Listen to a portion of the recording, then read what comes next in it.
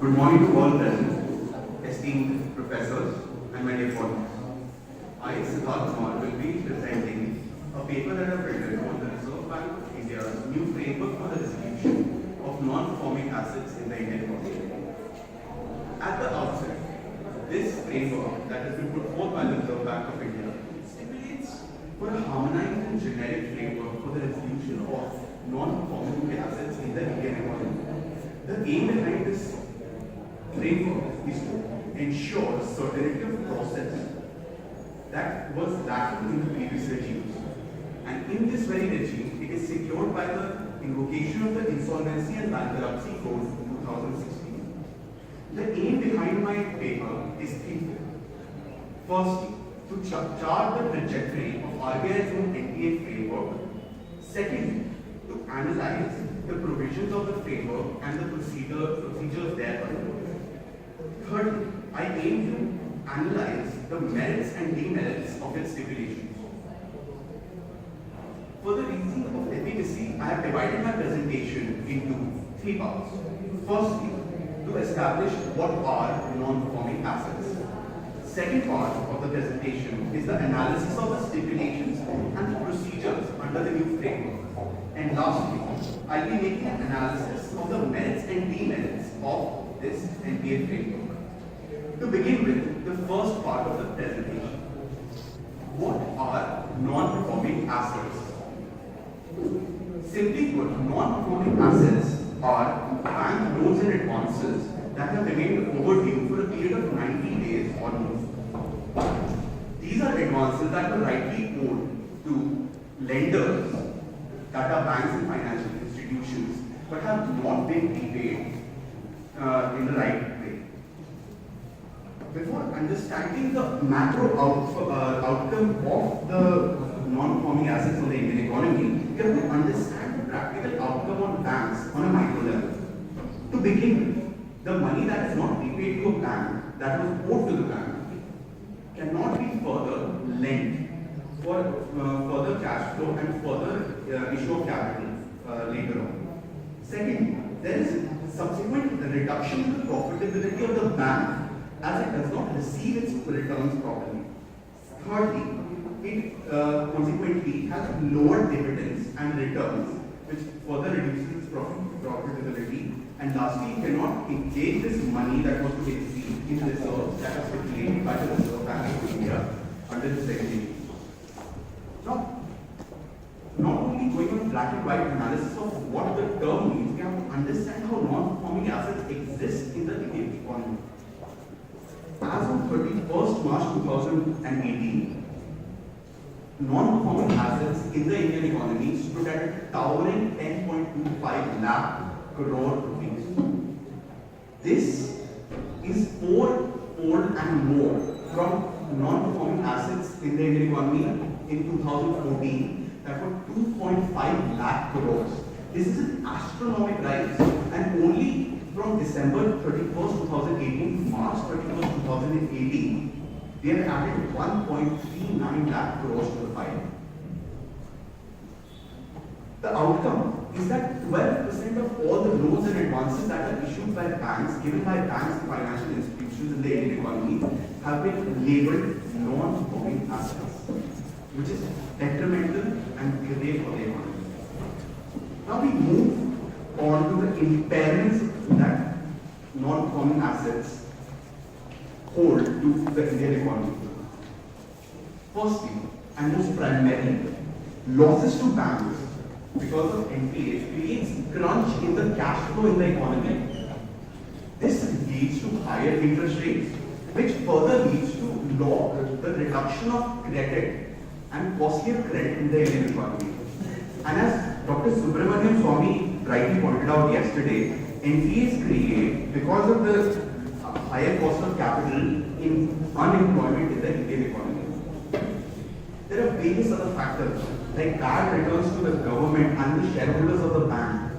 And especially in the case of government, the money that it received, it cannot further invest in the development of the country because it hasn't received it because of non-performing assets.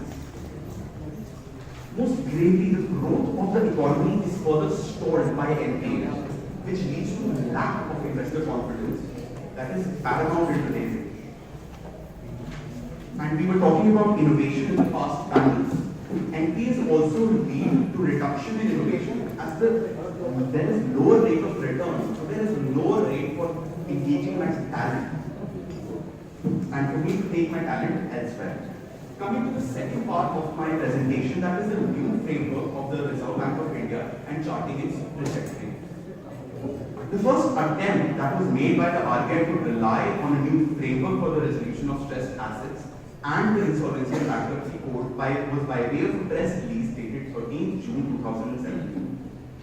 In this, at first attempt, the RBI had determined 500 top exposures in the Indian economy and determined two phases of it.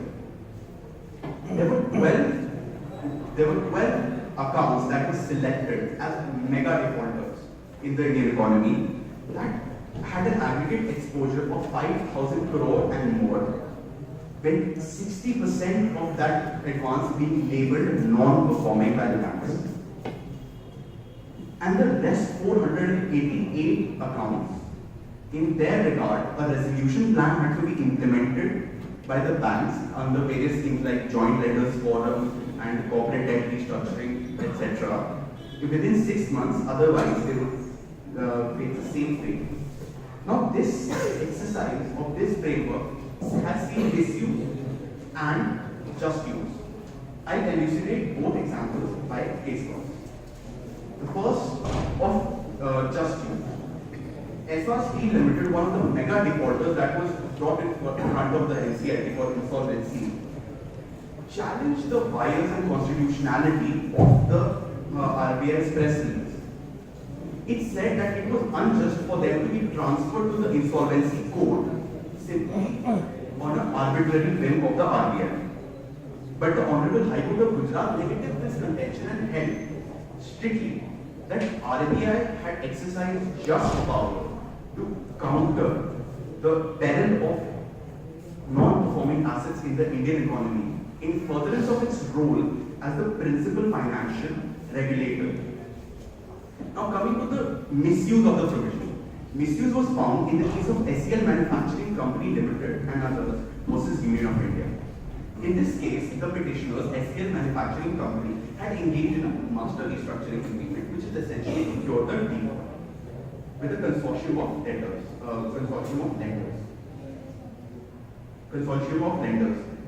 Even though it did not fit the criteria of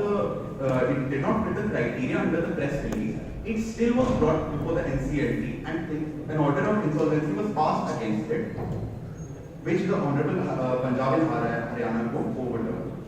Now, I would like to come to the present NPA framework for the resolution of stressed assets by the RBI that was issued on 12th February 2018. In this case, this framework establishes a generic approach that is not barred by previous limitations of the previous framework by way of implementing a resolution plan that though encompasses all of the tools of the previous regime, it is bound by a resolution plan or not bound by previous regulations. Further, the new framework employed the Insolvency and Bankruptcy Code 2016 to ensure that a resolution plan way lenders can seek insolvency of a firm to secure their just debts. Now coming to the procedure under the new framework. The first step is early identification and reporting of stress. The new framework stipulates that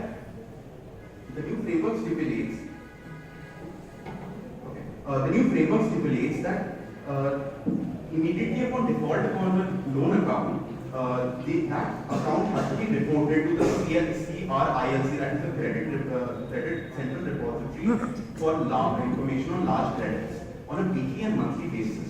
The second step is the implementation of a resolution plan. All lenders are obligated to implement a resolution plan that is board approved in order to cure the default, and these must include the timelines for such resolution. And this resolution plan is of a wide term and includes all tools of the previous regime that have on paper been removed, that have been by introducing this very framework. The third step is reference of large accounts to the insolvency and under the insolvency and bankruptcy code. Accounts with aggregate exposure of 2,000 crore and more were to be referred under the insolvency and bankruptcy code before the NCLT, where firstly, a resolution plan fails to be implemented within 6 months. Secondly, where there is a resolution plan implemented, but before repayment of 20% of the agreed upon amount, there is another default.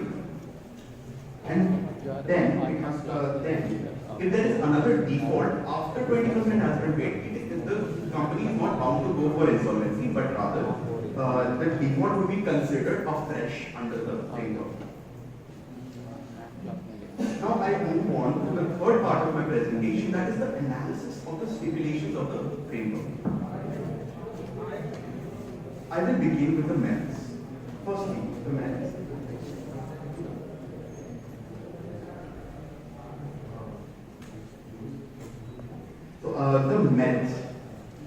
The merits are that it provides a stringent framework putting liability on the banks to ensure that insolvency and resolution of defaulted amounts does take place and it is not lost to either procedural faults or by misuse.